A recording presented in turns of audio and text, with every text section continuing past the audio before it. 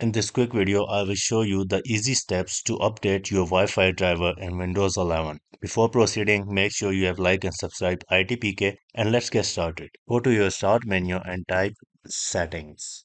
In the Settings menu, go to Windows Update. Here, you will see Advanced option. Open it up. Under Additional option, you will see Optional Updates. Go ahead and open it up. I have no optional updates available at this time.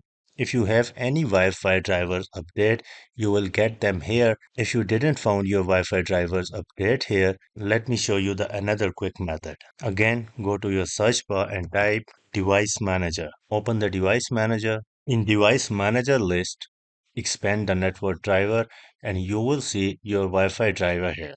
Just right click over it and you have an option Update Driver. Here you will get two choices.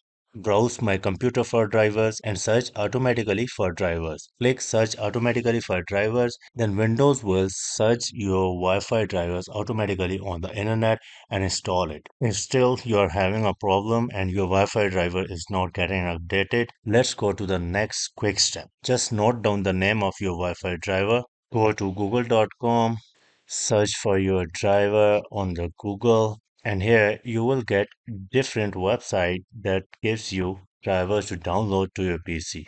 Just go ahead and download your wireless driver from the internet. So that's it about today's quick video on how to download Wi-Fi drivers for your Windows 11. Thanks for watching and I will see you in the next one.